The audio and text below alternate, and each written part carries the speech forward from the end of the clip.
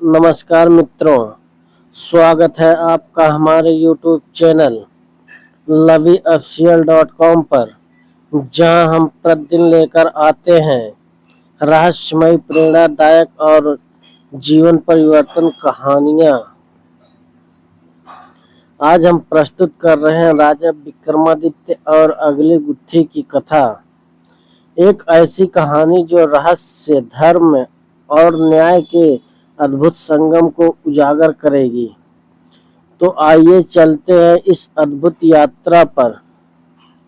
शमशान की निस्तब्ध रात, चारों ओर टिमटिमाती चिताओं की लपटें और काले बादलों के बीच चमकती बिजली। राजा विक्रमादित्य अपने कंधे पर बेताल को उठाए चुपचाप बढ़ रहे थे, पर बेताल का स्वभाव तो चंचल था। वह फिर से बोला, राजन, तुम्हारा मौन मुझे खलता है। मैं तुम्हें एक और गुत्थी सुनाऊंगा। यदि तुम इसका उत्तर दोगे तो मैं उड़ जाऊंगा, और यदि चुप रहो तो तुम्हारा धर्म संकट में पड़ जाएगा। सुनो यह अगली गुत्थी। कई वर्ष पूर्व उज्जैनी से दूर कुंतल नामक एक छोटे से राज्य में एक राजा राज करता था। उसका नाम था राजा सत्यपाल। वह धर्मनिष्ठ, दयालु और न्यायप्रिय था। सत्यपाल के राज्य में एक अद्भुत घटना घटी। एक दिन दरबार में 3 व्यक्ति आए, एक साधु, एक योद्धा और एक व्यापारी।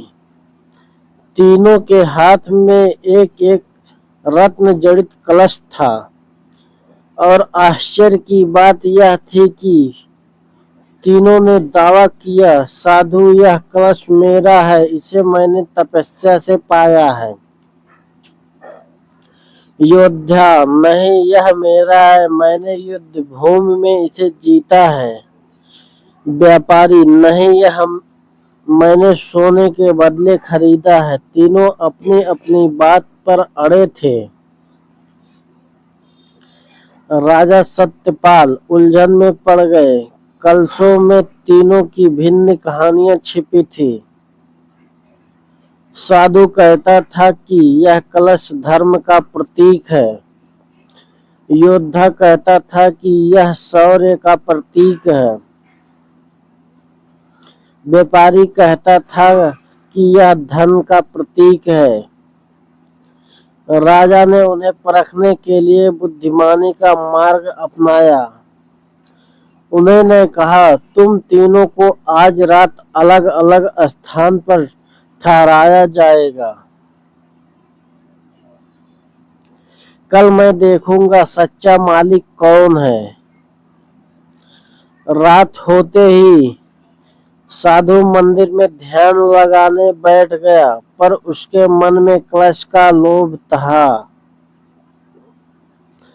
योद्धा ने तलवार रखकर पहरा दिया कि कहीं कोई कलश चुरा ना ले। व्यापारी ने सोने चांदी के भाव गिनते हुए योजना बनाई कि कैसे कलश बेचकर दुगना लाभ कमाया जाए। परंतु आधी रात को एक अद्भुत घटना घटी। वज्रपात हुआ और तीनों कलश एक साथ चमक उठे। अचानक एक आकाशवाणी हुई, जिसे सच्चा त्यागी, वीर और धर्मात्मा ठहराया जाएगा, वही कलश का अधिकारी होगा।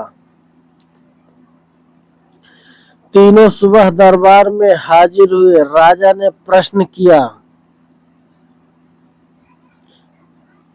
साधु, यदि यह कलश तुम्हारा है तो क्या तुम इसे त्याग कर सकते हो? साधु चुप हो गया और बोला, नहीं, यह तो मेरे तप का फल है।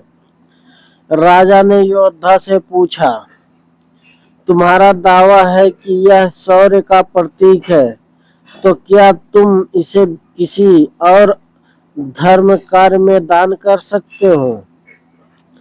योद्धा बोला, नहीं, यह तो मेरी विजय का चिन्ह है। राजा ने व्यापारी से पूछा, तुम कहते हो तुमने इसे खरीदा है, तो क्या तुम इसे किसी निर्धन को दे सकते हो? व्यापारी हंसा और बोला, राजन, मूर्खता है, मैंने इसे लाभ के लिए लिया है, मैं इसे क्यों दान करूं? राजा ने शांत स्वर में कहा, तीनों कलशों का मालिक कोई नहीं। धर्म, शौर्य और धन तीनों का उपयोग तभी सार्थक है जब उसमें त्याग और निस्वार्थ सेवा हो। सच्चा मालिक वही है जो अपने अधिकार का मोह छोड़कर लोक कल्याण के लिए काम आए। यह कहते ही तीनों कलश आकाश में विलीन हो गए। आकाशवाणी हुई, राजा सत्यपाल, तुमने गुत्थी सुलझा दी है। धर्म, शौर्य और धन तीनों तभी पूज्य है जब उसमें त्याग जुड़ा हो। बेताल ने विक्रम से पूछा, राजन, अब बताओ, इन तीनों में से कलश का सच्चा अधिकारी कौन था? साधु, योद्धा या व्यापारी? विक्रम मुस्कुराए और बोले, हे बेताल, तीनों ही कलश के अधिकारी नहीं थे।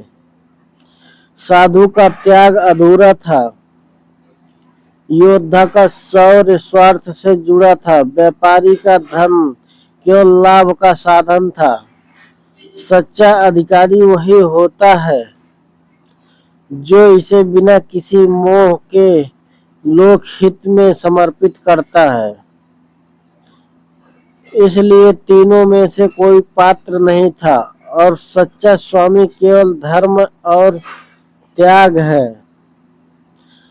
बेताल ठहाका मारकर हंसा और बोला, राजन, तुम्हारा उत्तर सत्य है, पर तुमने मुंह खोला, अब मैं फिर उड़ जा रहा हूं। और बेताल फिर उड़ गया। विक्रम उसके पीछे दौड़े और अगली गुत्थी की तैयारी होने लगी।